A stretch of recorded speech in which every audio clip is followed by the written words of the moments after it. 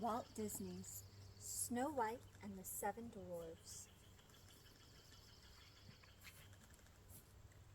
The story of Snow White. A long time ago, in a faraway land, a child was born to the king and queen. The child was named Snow White. She was beautiful and lovely in every way, and she made the queen very happy. Alas, the queen died when Snow White was very young. The king, in due time, married again. The new queen proved a wicked stepmother. She hated Snow White, but she bade her time. When the king sickened and died, and the little girl no longer had anyone to turn to, her lot became hard indeed. The queen gave orders that the young princess be put to work as a scullery maid. She was to do hard tasks in the kitchen and pantry. Despite the queen's hatred, and despite her hard tasks, Snow White daily grew more and more beautiful. And a young prince, who chanced by on a journey to find a bride, saw her at work and stopped to watch the beautiful maiden. He came the next day, and then again and again. Snow White knew not that he was a prince, nor did he know that she was a princess. Soon they found themselves each in love with the other.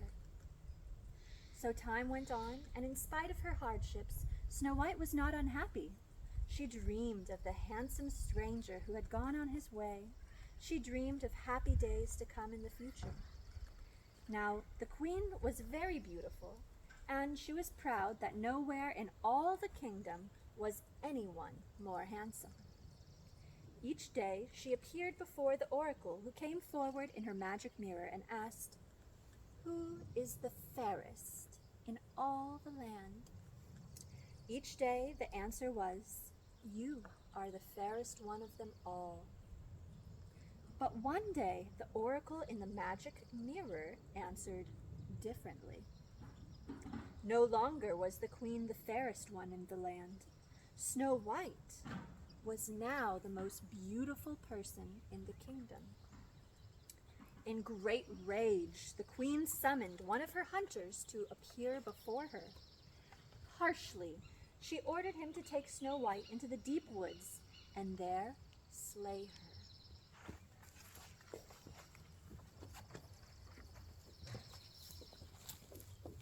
Look at this beautiful artwork.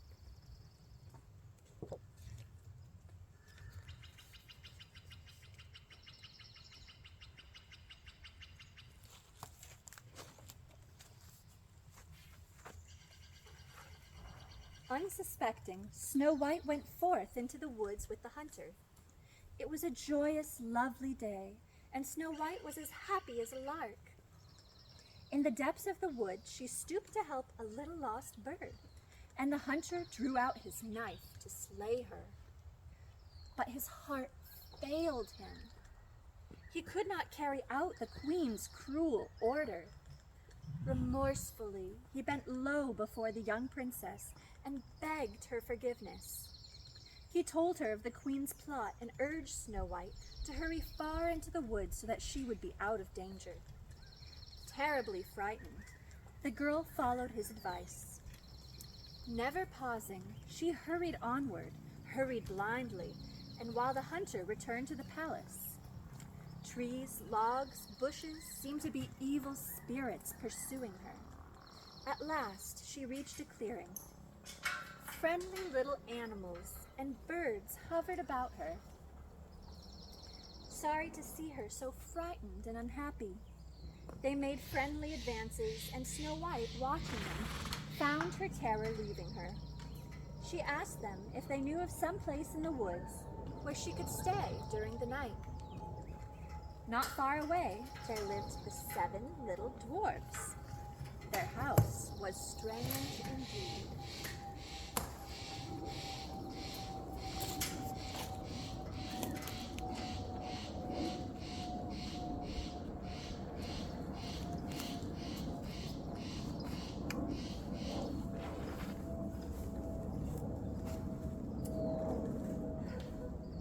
names of the 7 dwarfs were Doc, Happy, Sleepy, Grumpy, Dopey, Sneezy, and Bashful.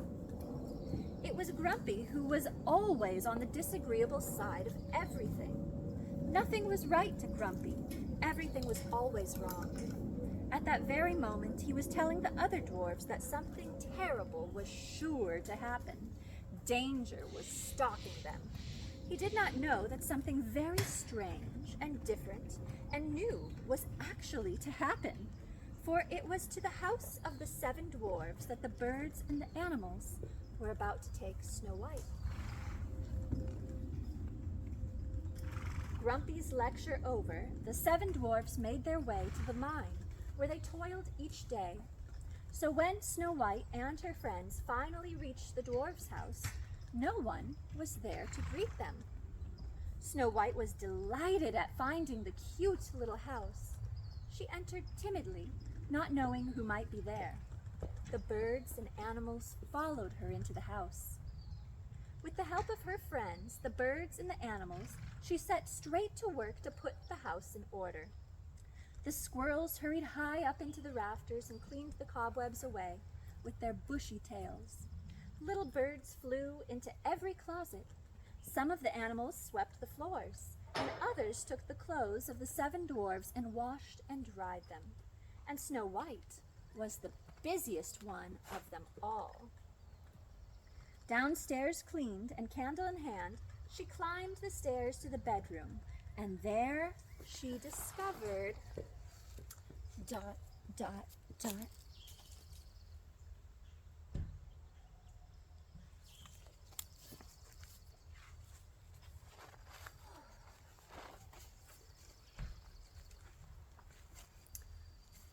7 little beds.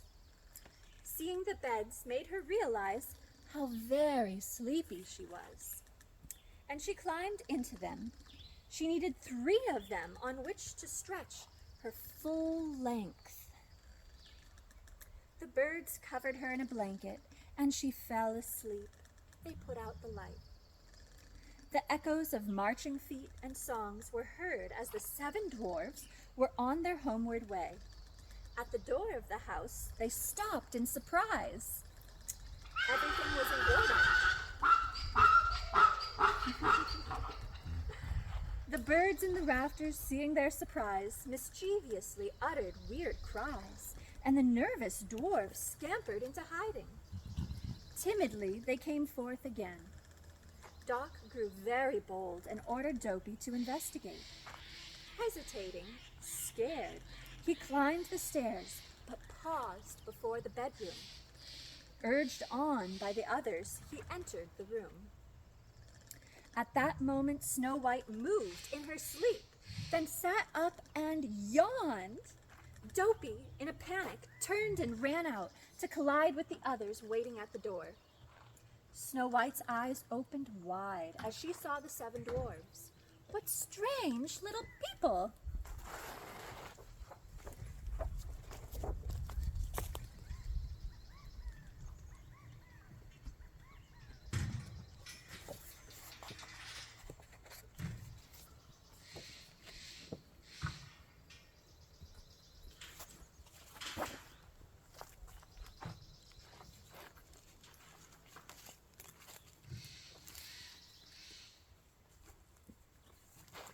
She thought they looked kind and not wicked.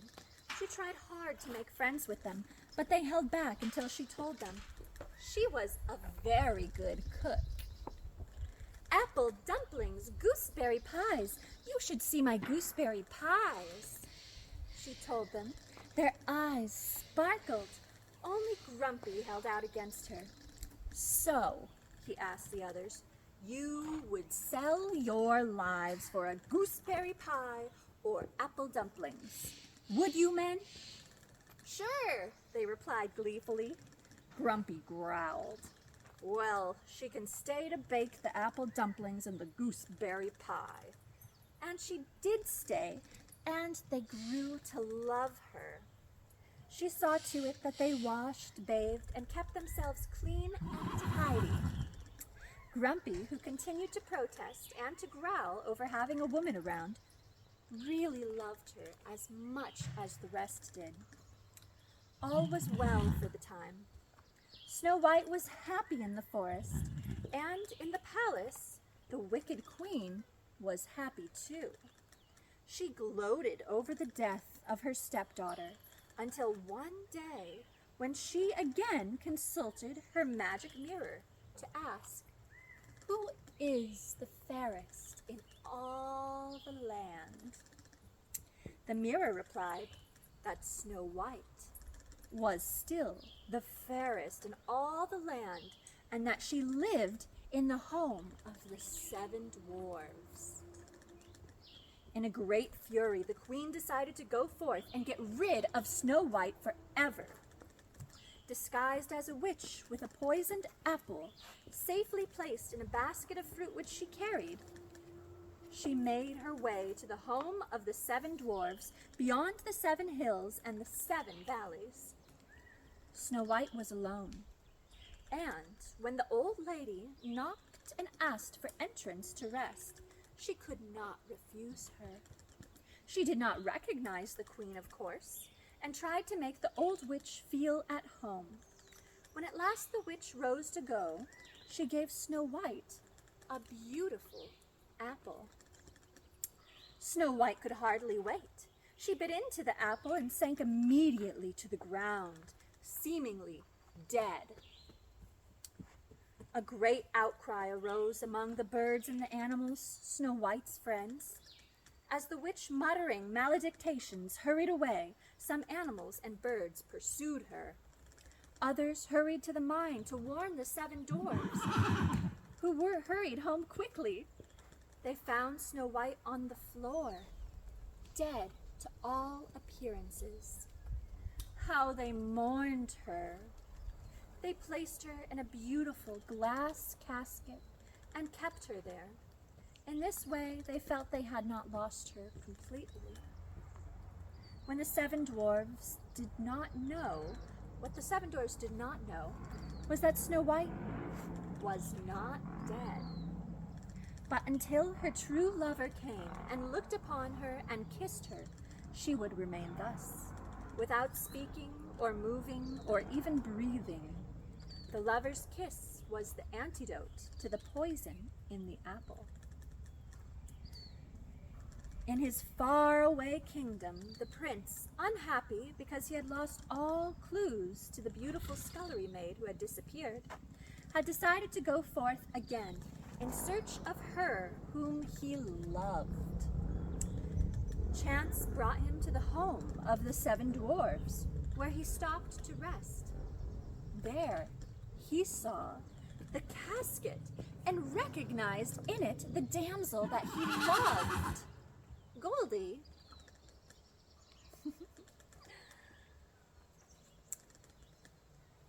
And as he gazed at her, he stooped to kiss her. She opened her eyes and sat up with a great smile. Happy prince, happy princess, and happy dwarves, as well as all the birds and animals who were her friends. A day or so later, the prince and Snow White departed from the house of the 7 dwarves, but they promised to come back every spring to visit. And when Snow White and the prince arrived at his palace, they were married and lived happily ever